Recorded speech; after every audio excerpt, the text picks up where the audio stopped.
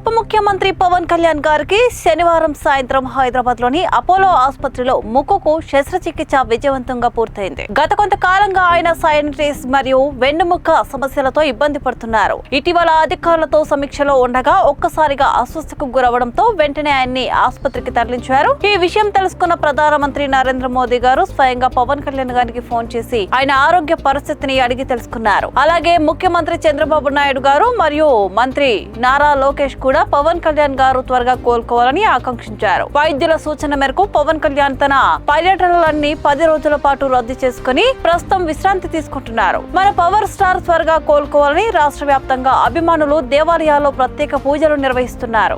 ఏంటిది, మెగా ఫ్యామిలీలో ఒకరి తర్వాత ఒకరికి ఇలా ఎందుకు జరుగుతుంది? ఇప్పుడు మెగా అభిమానులందరినీ ఇదే ప్రశ్న వేధిస్తుంది. ముందుగా మెగాస్టార్ చిరంజీవి గారికి భుజం గాయం వల్ల సర్జరీ జరిగితే ఆ తర్వాత గేమ్ చేంజర్ షూటింగ్ లో రామ్ చరణ్ గారి కంటికి దెబ్బ తగిలి ఆపరేషన్ చేయాల్సి వచ్చింది. ఇక జనసేనాని పవన్ కళ్యాణ్ గారు కూడా అనారోగ్యం వల్ల ఆసుపత్రిలో చేరి చిన్న సర్జరీ చేయించుకున్నారు. లేటెస్ట్ గా వరుణ్ తేజ్ కూడా వాలీబాల్ ప్రాక్టీస్ చేస్తూ గాయపడడంతో ఆయనకు కూడా సర్జరీ జరిగింది. వరుసగా ఇలా మెగా హీరోలందరూ హాస్పిటల్ పాలు కావడంతో అభిమానులు తీవ్ర ఆందోళనకు చెందుతున్నారు. మన హీరోలందరూ త్వరగా కోలుకోవాలని మళ్ళీ వెండితెరపై సందడి చేయాలని కోరుకుందాం. మీరు కూడా మన మెగా హీరోలకు గెట్ వెల్ సూన్ చెప్పాలనుకుంటే వెంటనే కామెంట్ సెక్షన్ లో మెసేజ్ చేయండి. 16 కోట్ల రూపాయల ఒకే ఒక్క ఇంజెక్షన్. ఈ మాట వింటేనే మనకు ఆశ్చర్యం వేస్తుంది కదా. అరుదైన వ్యాధితో బాధపడుతున్న పునర్విక అనే చిన్నారికి ప్రజలందరి సాయంతో ఆ ఇంజెక్షన్ అంది ప్రాణం నిలిచింది. కానీ మన దేశంలో వేలాది మంది పిల్లలు ఇలాంటి అదృష్టం లేక ప్రాణాలు కోల్పోతున్నారు.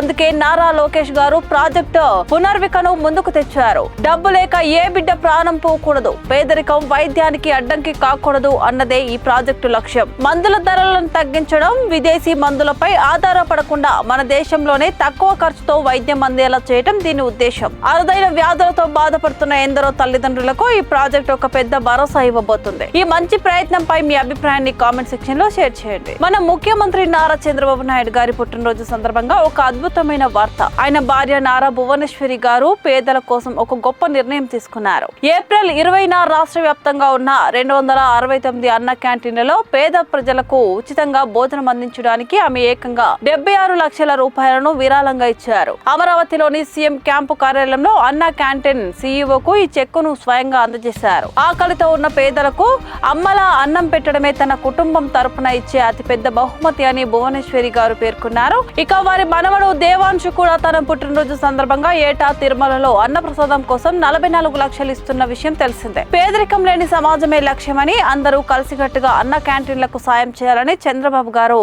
ఈ సందర్భంగా కోరారు. మరి భువనేశ్వరి గారి ఈ మానవత్వపు నిర్ణయంపై మీ అభిప్రాయాన్ని కామెంట్ లో షేర్ చేయండి. ఇలాగే మరిన్ని అప్డేట్స్ కోసం చూస్తూనే ఉండండి స్టూడియో 1 న్యూస్. తెలంగాణ ఆర్టీసీ బస్సులో మహిళలకు ఉచిత ప్రయాణం ఎంత సక్సెస్ అయిందో మనందరికీ తెలిసిందే. అయితే అప్పటి నుంచి మగవాళ్ళు మాత్రం మాకు ఎప్పుడు ఫ్రీ జర్నీ ఇస్తారు అని ఎదురు చూస్తున్నారు. వారందరి కోసం ప్రభుత్వం ఒక సూపర్ వార్త చెప్పబోతుంది. జూన్ 2న తెలంగాణ ఆవిర్భావ దినోత్సవం సందర్భంగా హైదరాబాద్ ఎంఎంటీఎస్ రైళ్లలో మహిళలతో పాటు మగవాళ్లకు కూడా ఫ్రీ జర్నీ కల్పించాలని ప్రభుత్వం ప్లాన్ చేస్తోంది. దీనికి సంబంధించి ఇప్పటికే రైల్వే శాఖకు ప్రపోజల్ కూడా పంపారు. రోడ్ల మీద ట్రాఫిక్ తగ్గించాలని, పొల్యూషన్ ను కంట్రోల్ చేయాలనే ఉద్దేశంతో తీసుకుంటున్నారు. ఇది ఒక ఏడాది పాటు పైలట్ ప్రాజెక్ట్ గా నడుస్తుంది. ఇక్కడ సక్సెస్ అయితే దీన్ని కంటిన్యూ చేస్తారు. మరి రైళ్లలో అందరికీ ఫ్రీ జర్నీ ఇస్తే ఎలా ఉంటుందో మీ అభిప్రాయాన్ని కామెంట్ చేయండి. ఇలాంటి మరిన్ని అప్డేట్స్ కోసం ఫాలో అవ్వండి.